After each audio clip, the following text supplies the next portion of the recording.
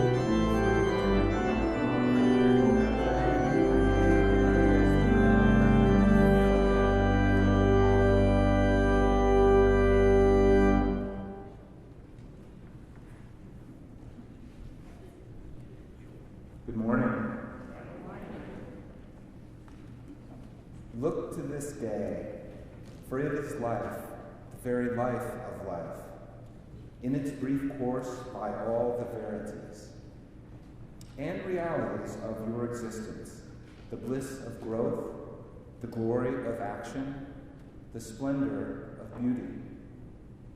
For yesterday is but a dream, and tomorrow is only a vision. But today, well lived, makes every yesterday a dream of happiness, and every tomorrow a vision of hope. Look well, therefore, to this day. Please rise in body or spirit for our first hymn, which Elaine will lead us in. It is in your teal hymnal, number 1003, Where Do We Come From? And you can stay seated. This is going to be a round, and I think I'll split it up into parts instead of doing it as a round. So let's all try singing it through one. You all know this. Where do we come from? What are we? Where are we going? Where do we come from? What are we? Where are we going? Could I get that a little louder now? Where do we come from? What are we? Where are we going? Where do we come from? What are we? Where are we going? Now, just going to hold each one for a longer time. Starting with, where do we come from? Everyone? Where do we come from? That's easy. The next one's easy too. All in the same note, except for two. Mystery, mystery, life is a riddle and a mystery. Again, mystery, mystery,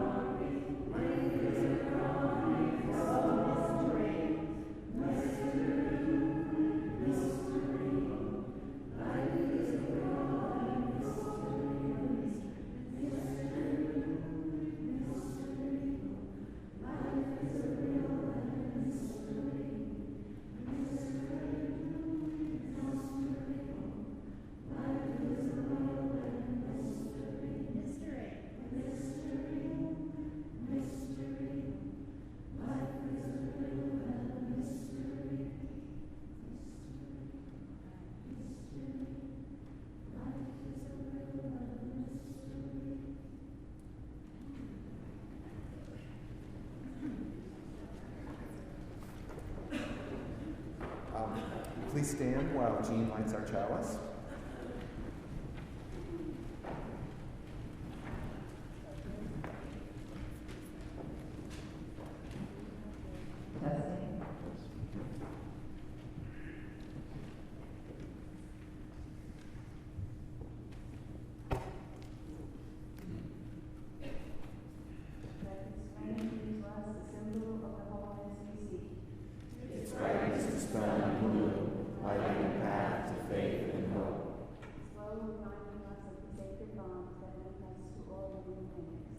Its radiance calling us to cast the light of freedom, justice, and peace upon all the world.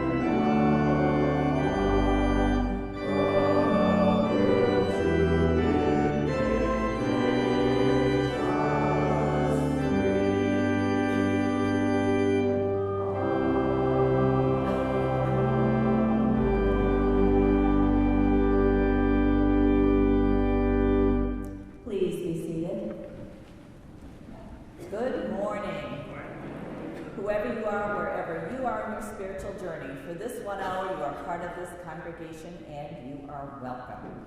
What a beautiful day we have, and let's begin our wonderful Sunday by greeting one another in the manner we've done for the last year or so. Remember, there are no strangers here, only friends we have not met.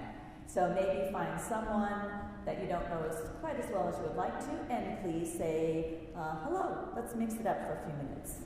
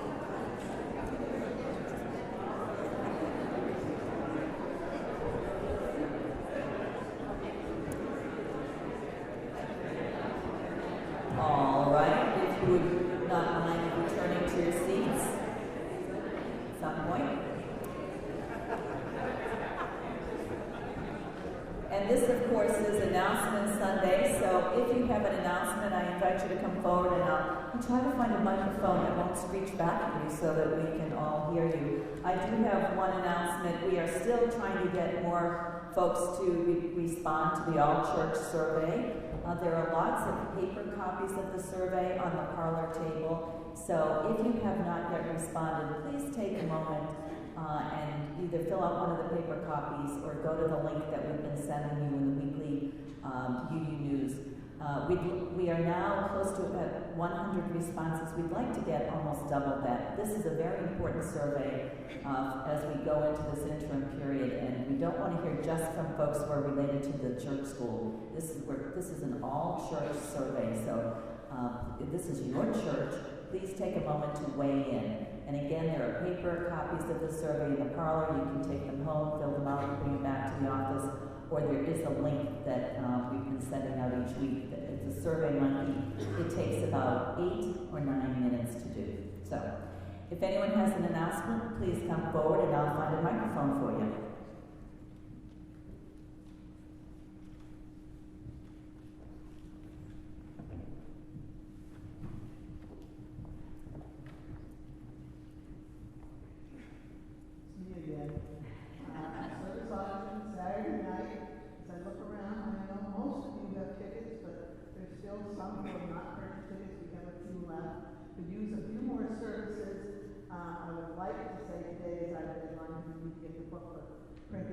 have a service idea of seeing me after church.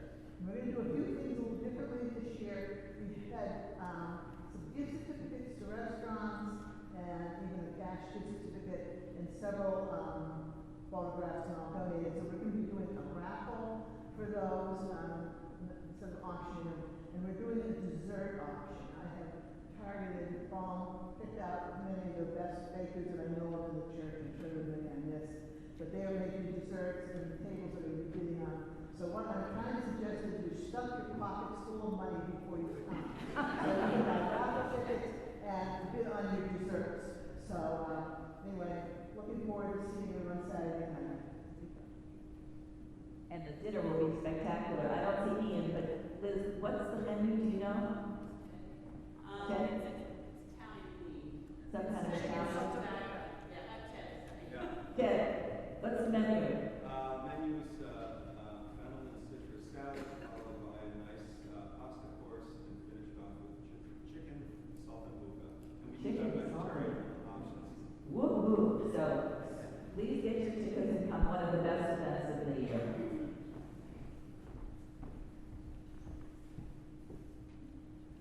Good morning. My name is Jen Shutt, and I am blogging for the RA committee. You can find a link to the Think Sacred blog on the church website. We also have a Facebook page, and this is spirituality for children and for parents and grandparents and other caretakers that you can do at home, in your daily life, in your regular life, and I'm having a lot of fun doing this. And hoping to provide resources for people who want to do church in a different way in their regular life. So please do that. Thanks. And it is spectacular. This morning's offering will now be given and received to continue this work of this loving community of faith.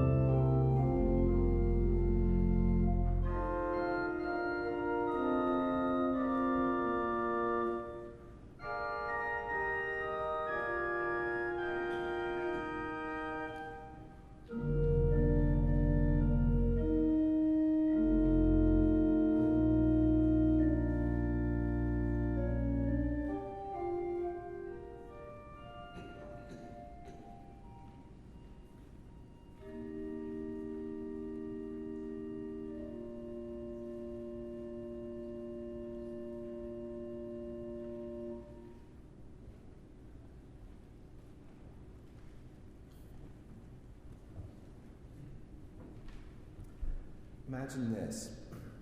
You were the tail, excuse me. Imagine this. You were the tail gunner in a 4-engine bomber over Germany during World War II. Your plane is hit by enemy fire and badly damaged. In flames and descending out of control, your pilot orders the crew to bail out. You're sitting in the tail turret, a spot so cramped that there isn't enough room for you to wear your parachute. You look back into the fuselage, and you see a wall of flames where your parachute used to be. You've got a choice, and you need to make it quickly. You could burn up with the plane, or you could turn your turret to one side and fall out without a parachute. Think about it. That's about the same choice the people on top of the Twin Towers in Manhattan had on September 11th. Burn up or jump to your death. What a horrific choice. Many did jump, and you know what? If I had been there, I probably would have jumped too.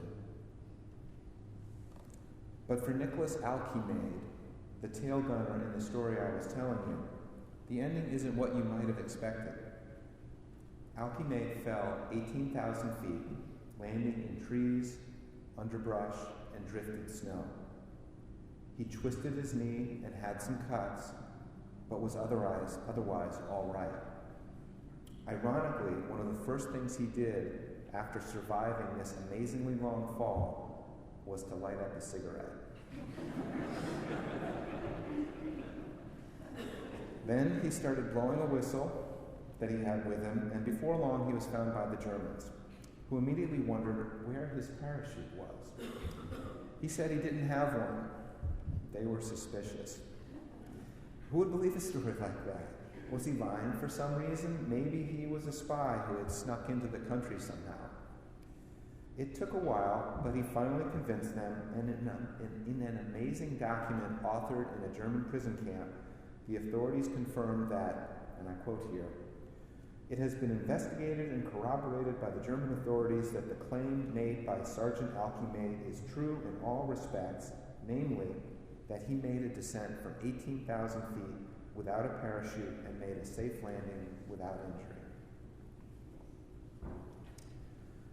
Whenever someone survives a long fall, the first word that comes to mind is miracle. Is it a miracle that they survived? I don't think so. Would God's hand save these people while letting others in similar situations die? For an interesting perspective on miracles, let's hear from Mark Twain. Twain said, "The difference between a miracle and a fact is exactly the difference between a mermaid and a seal." Take a minute to absorb that, and then I'll repeat it. The difference between a miracle and a fact is exactly the difference between a mermaid and a seal. Now, the dictionary definition of a miracle is an event that appears unexplainable by the laws of nature and so is held to be supernatural in origin or an act of God. By this definition, Nicholas Alcimade's story is miraculous, yet his is not the only such story. Last June, a 23-year-old Chilean man toppled over the rail of an apartment balcony and fell 17 stories. A parking lot video camera showed him hitting a metal roof in a parking area and then crashing onto the front of a car before tumbling onto a sidewalk. He fractured his thigh and pelvis, but survived. Now, it's clear from the video that had he fallen a foot or so to either side, he would almost certainly have died. On one side, he narrowly missed the metal support of a roof. On the other side, he would have fallen directly onto the sidewalk, missing the roof and the car. The double effect of hitting the edge of the roof, which collapsed immediately, and landing on the car helped to slow his fall and limit his injuries. In my eyes, the special circumstances of where he landed was the reason for his survival. This man, his name was Sebastian Reyes, did as many such survivors do. He credited God with saving him. Yet I think if you look at the circumstances and consider how many times someone has fallen a long distance, then it's not too surprising that a very small percentage of these people survive. I don't see any divine intervention. And then there's Thomas McGarry. In January of 1944, he was a navigator on a bomber headed to Germany. About halfway between Hamburg and Magdeburg, the bomber was attacked by night fighters and set on fire. The bailout order was given when the aircraft was at about 13,000 feet. McGarry jumped and pulled his ripcord, but nothing happened. He landed in a wooded area where his fall was broken by the branches of fir trees. He fell on Monday night and did not awaken until Wednesday morning. His survival was aided by unseasonably warm temperatures. After days in the woods, McGarry was able to crawl a mile or so to a road where he eventually found help. It was Sunday before he was discovered. Later on, McGarry said, "I have no personal philosophy as to why I was spared. The way I look at it, there were thousands who hit the silk during the war, and it would have been nothing short of a miracle if there hadn't been one or two incidents like this." The fact of the matter is that there were actually more than 10 men who survived long parachuteless falls at some point during World War II. On top of that, many more survived long falls inside a piece of shattered aircraft. Tail sections that had been sliced off by anti-aircraft fire were a particularly good setting for such amazing stories, but it wasn't just World War II that spawned these types of events. The longest such faller was a stewardess on a Yugoslavian DC-9 jet airliner that blew up in January of 1972, probably because of a terrorist bomb. She fell more than 33,000 feet in the wreckage of the plane, which hit a snow-covered slope. The only survivor of the disaster, she was badly injured, but eventually made a full recovery. Perhaps you've heard of her. Her name is Vesna Vulovic. Now, researching these falls has given me an interesting perspective on miracles. Some survivors of such incidents started out as atheists or skeptics and remained so after their amazing survival. People say that these folks should thank the Lord every day that they survived. But really, shouldn't everyone give thanks every day, whether they've survived a lengthy free fall or not? I don't think it matters if you're a believer. Life is a gift any way you look at it. Now, I collect stories about long fall survival and have been putting them up on my website for about 15 years. Not long after I started that, I began getting questions. Over time, I've received more than 100 questions. A lot have to do with how long it takes to fall a certain distance and how fast the person was going when they hit the ground. But there are also questions that border on the philosophical. For example, people want to know if those jumpers from the Twin Towers were conscious as they fell. The people who write in with questions like this hope, I think, that the jumpers would pass out and be unconscious during their falls. Yet it doesn't take an expert to know that a skydiver isn't likely to pass out just by jumping out of an airplane. Here's one of the most amazing questions I ever received. It said, "Why am I alive?" This question came from a man who jumped or fell, it's not entirely clear, from the 14th story of a hotel balcony. He fell about 110 feet and landed on the roof of the lobby entrance. He survived with a dislocated left shoulder, a collapsed right lung, and facial injuries. He didn't break any bones. Now, he wanted to know why he was alive, and specifically how fast he fell and what contributed to his survival.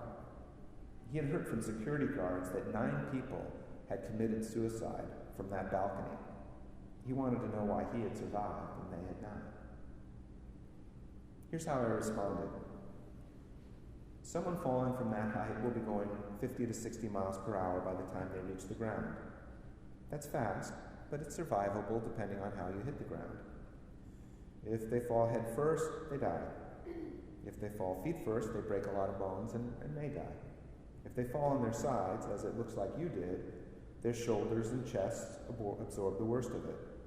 Maybe the worst of the fall gets distributed even further from knees to hips to shoulders. It may also be better to take some of the hit on your face as opposed to the back of your skull.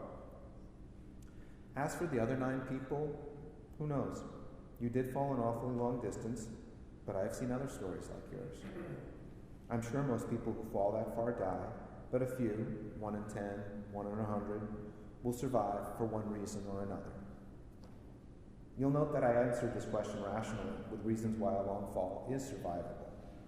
I credited his fate to one reason or another. Not a miracle, not God's plan, one reason or another. I worry sometimes that the people I'm hearing from may be suicidal and are planning a jump. For this reason, I always include this in my response. Why do you ask?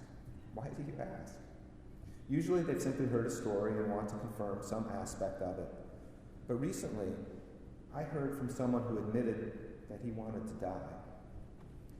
He thought that jumping off of a tall building would be the best way to go, but he worried that if he didn't jump from high enough, he might survive with terrible injuries. I urged him not to jump, and we started an email correspondence that lasted for about 6 weeks. He was discouraged because his plans had been disrupted by a struggle with OCD, obsessive-compulsive disorder. He had to suspend his studies, and his dream of earning a PhD was fading. I tried to convince him to give it time. Now, Catherine, you may remember this question. I asked you a couple of months ago if there were any Unitarian Universalists in Iran. This is why. This is where the young person is from, and he described himself as a secular humanist atheist, so I thought he might be a good candidate. Sadly, but not surprisingly, there is not a lot of Unitarian Universalist activity in Iran. Now, getting back to the definition of a miracle, for me, in the simplest of terms, a miracle is an amazing thing, and it doesn't have to be facilitated by the Lord. Also, with all due respect to Mark Twain, I don't think that a fact is the true opposite of a miracle. Facts can be amazing too. Why should the title of miracle be limited to what we can't explain? Oddly enough, it seems to me that suicide is the opposite of a miracle. A miracle is an amazing thing that is full of hope, while suicide is the total absence of hope. Maybe what is miraculous is the internet and its ability to connect people in bizarre and unusual ways, like me and the suicidal young man in Iran. Suicide is a theme that hovers over the idea of long fall survival. And atheism is a theme that is the elephant in the room when you say you don't believe in miracles. I'm comfortable calling myself an atheist, though I don't like the term. I prefer humanist.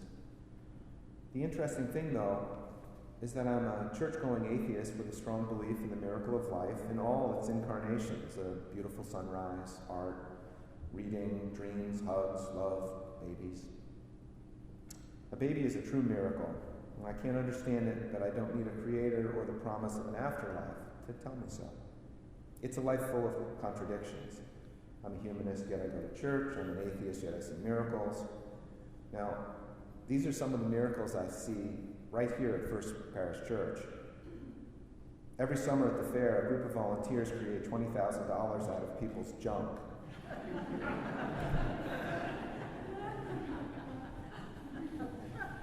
Not long ago, a small group of people had the vision to know that our church steeple was a valuable commodity to cell phone companies. And thanks to them, this has generated more than $1 million for the church over a decade or so. A key part of our history is that a community of faith more than 175 years ago built this unbelievable landmark for the benefit of the people in the future, us. No mortgage except upkeep, which we know is kind of expensive. Thank you again to the miracle of the cell phone visionaries. In the time I've been here, I've seen same-sex marriage made legal, even though no one believed it possible. I've seen transgender people gain mainstream support. I see a minister who I am sure is miraculous. I've seen a church community support itself financially, emotionally, and physically in many amazing and miraculous ways, and none of this is any more amazing than a human being somehow surviving a 20,000-foot fall. Human beings are resilient. They cling to life with an amazing tenacity. God bless them. Yet I'm a humanist. I don't need God as part of this equation. Life is amazing enough on its own. So now, imagine you have just survived a long fall in miraculous fashion. What are you going to do with your life now that you've been given a second chance?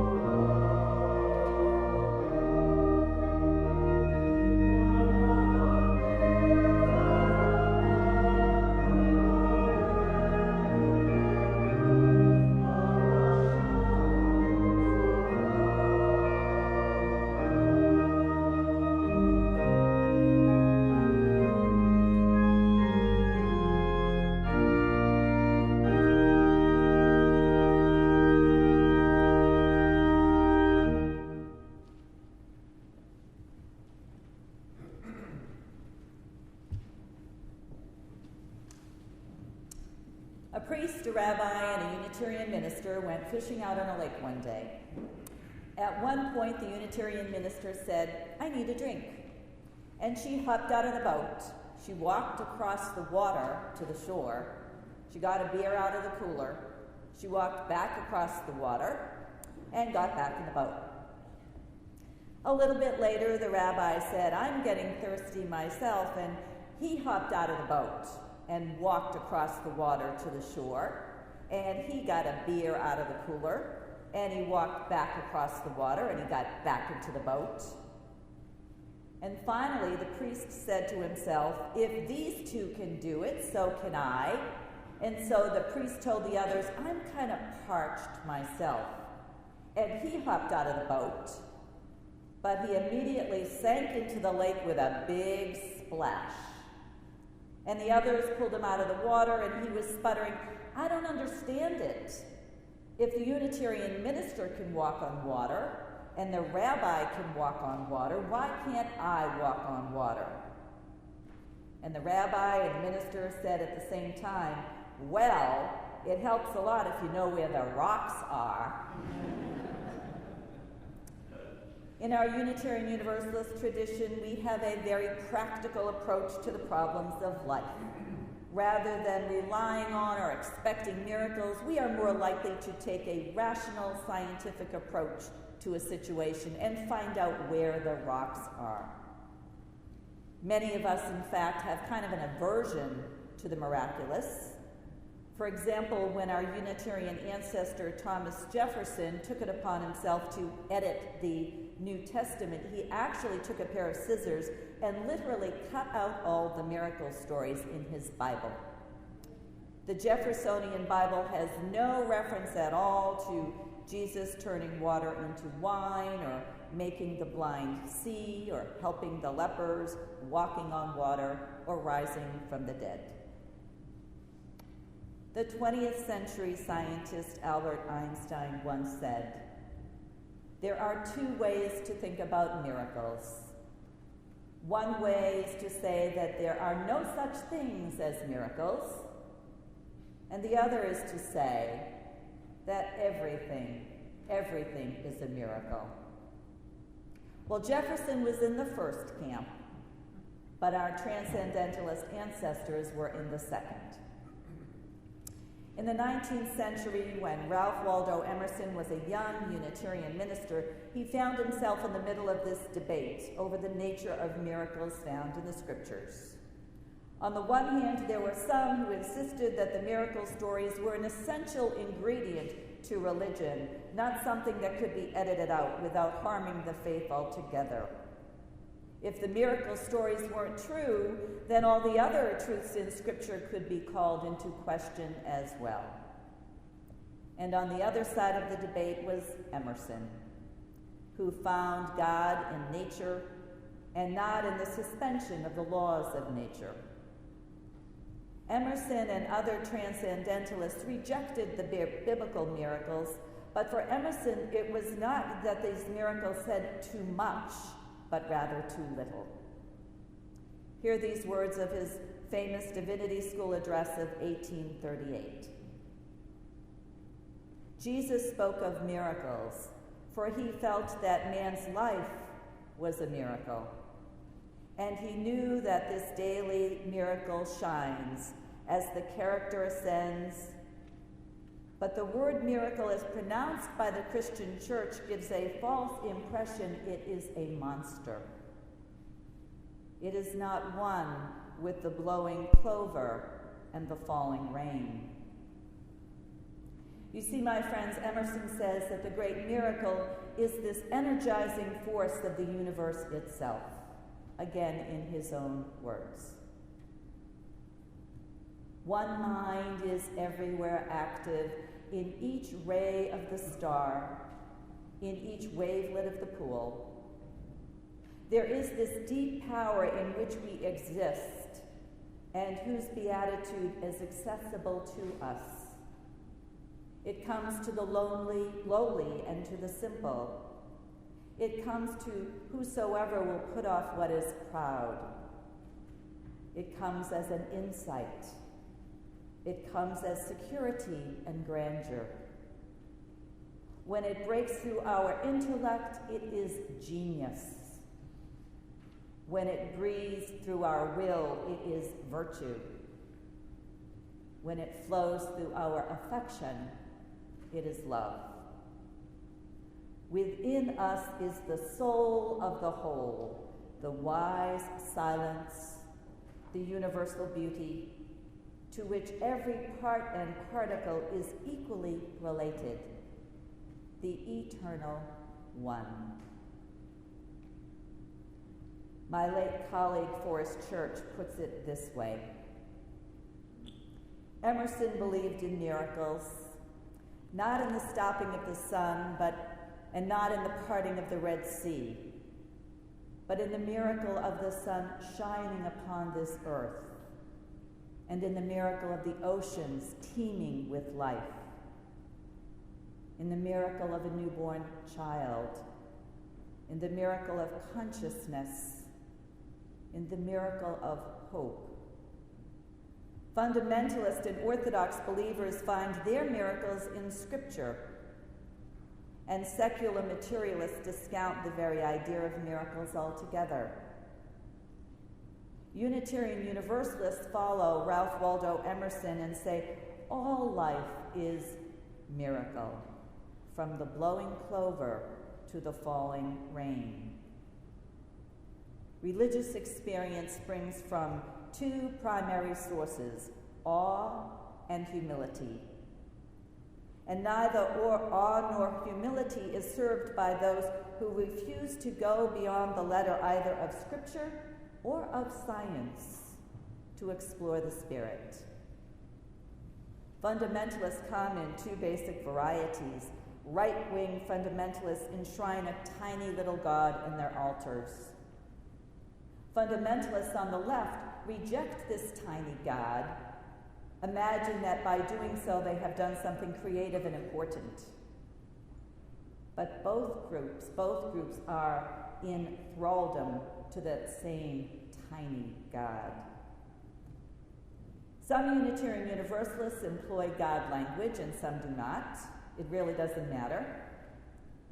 When people tell me proudly that they don't believe in God, I ask them to tell me a little about the God they don't believe in, for I probably don't believe in him either. God is not God's name. God is our name for that which is greater than all and present in each.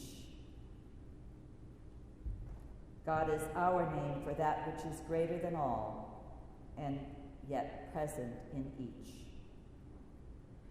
Call it what you will, spirit, ground of being, life itself, it remains what it always has, an awe-inspiring, mind-bending mystery. Unitarian Universalists do not reject religion. We extend its compass. That our Orthodox neighbors should circumscribe wonder and meaning in too small a circle doesn't force us to abandon wonder and suspend our search for meaning. On the contrary, we change our angle of vision, as Emerson put it. We expand our circle of inquiry. My spiritual friends, I do believe that miracles are everywhere. As my teacher Thich Nhat Hanh says, every day we are engaged in a miracle which we don't even recognize. A blue sky, white clouds, green leaves, the black, curious eyes of a child, our own two eyes, all is a miracle. And what of those biblical miracle stories, the Red Sea parting just in time for the Israelites to escape Egypt, and Jesus turning water into wine, and raising Lazarus from the dead, and feeding those 5,000 with a few loaves and fishes? What can we modern, rational, logical, scientific folk make of miracle stories like these? Well, I suppose we could find some kind of scientific explanation. Say that there might have been a dry season followed by some heavy rains when the Israelites escaped from Egypt to the Sinai and crossed upon a swampy sea of reeds. And maybe Lazarus was simply unconscious or in a coma, mistaken for dead. And maybe it was a hot, steamy day, and from a distance, Jesus looked like he was walking on water. Consider the miracle story of the loaves and the fishes, for example. A literalist interpretation says this actually happened. A Jeffersonian literalist says it might never have happened, and it's meaningless whether it happened or not. But what if we looked at the miracle stories in the Bible as more poetry than prose? What if these stories can point our spiritual minds and hearts to metaphor and myth that can actually bring meaning and hope to our lives? So go back to that story of the loaves and the fishes. If you have ever been to a potluck dinner here at First Parish, you have experienced how miraculously, when we show up and share what we have, somehow, always, a wonderful meal appears, and there's enough food to feed everyone. And take that walking on water thing. And consider that in one of the biblical versions, Peter walks on water as well as Jesus. And consider that the story might be more about trust and about our own capacity, the capacity of each one of us to be far more than we usually believe we can be. My spiritual friends, our church-wide theme for the next month is indeed miracles. And perhaps what we rational scientific folks need is a new understanding, a broader understanding of miracles, like seeing miracles as metaphors, and broadening our understanding of miracles to include not only what happened, but when something happened. You know, miracles, I think, are not always about what happened, but sometimes they're about when something happened. That tax refund that unexpectedly comes just in time when you need to pay the rent. That annual visit to the doctor that leads just in time to the discovery of a serious, undiagnosed condition. My colleague, the Reverend Rebecca Parker, tells this story. Reverend Parker had ended a pregnancy in hope of saving a marriage, but in the end she lost both, and she writes this. Everything I loved most had slipped out of my hands. I felt there was nothing left to hold on to. Not my marriage, not my child, not my faith. I spiraled into grief and self-directed anger. And one night, I came to the end of my will to live. I just wanted the anguish to stop. It was a cold, clear night. I lived at the top of this hill above a lake, and sometime after midnight, I left my home, and I started walking down the hill. The water would be cold enough. I could walk into it and then swim, and then let go, and sink down into the darkness, and go home to God.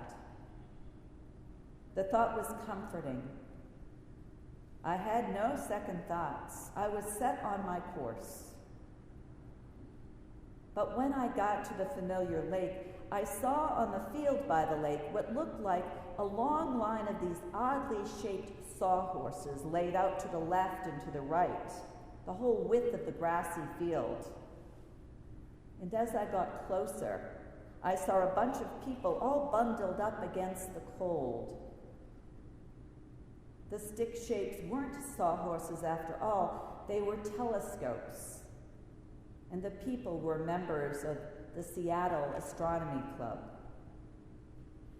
Before I could make my way through the line, one of them looked up from his eyeglass and, presuming me to be an astronomer, said with enthusiasm, "I've got it focused perfectly, just perfectly, on Jupiter. Come, take a look." I didn't want to be rude or give away my reason for being there, so I bent down and I looked through the telescope. And there was Jupiter, banded red and glowing. "Isn't it great?" he said. And it was great. Jupiter was beautiful through that telescope. I couldn't kill myself in the presence of these people who'd gotten up in the middle of a cold night with their home-built Radio Shack telescopes to look at the planets and the stars. The beauty of the night sky, the dew-wet grass at my feet, and the Seattle Astronomy Club, they all kept me in this world. It would be wrong to think of this moment as one in which joy triumphed over despair, or good came out of bad, or love of life defeated desire for death. I did not defeat negative feelings of anguish or despair because I saw something more lovely and good. My heart was still breaking with grief, but I became more able to feel.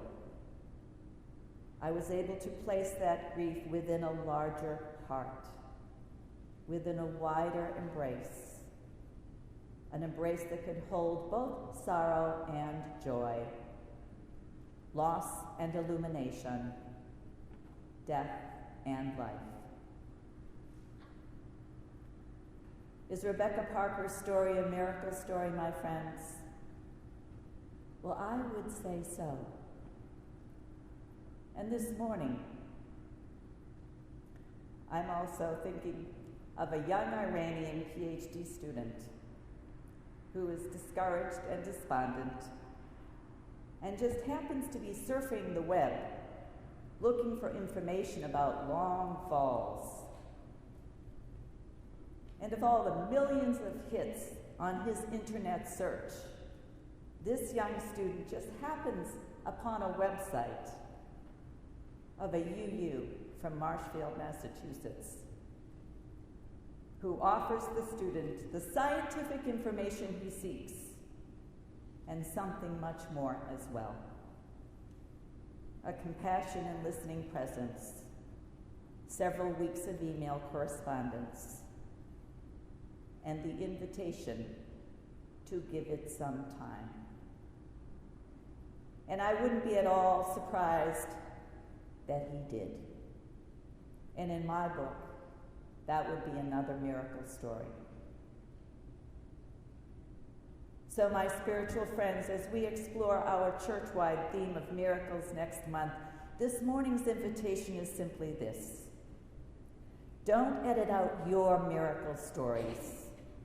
All the times when we have experienced the unexpected, all the times when we have known transformation, maybe not water to wine, but sorrow into joy, strangers into neighbors, enemies into friends.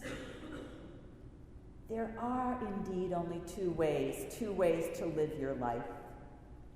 And one is as though nothing is a miracle, and the other is as though everything is. What will it be, my spiritual friends? And I end with this closing thought.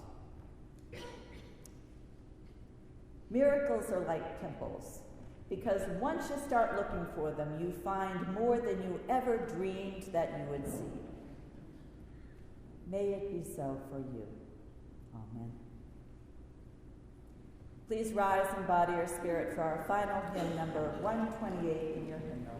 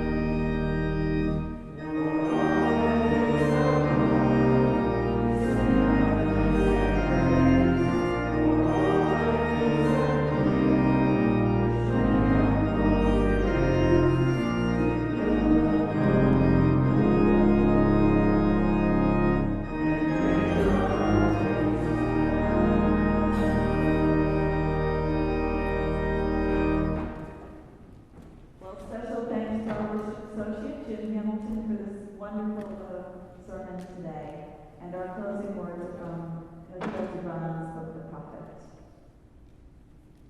If you could keep your heart in wonder at the daily miracles of your life, your pain would not seem less wondrous than your joy.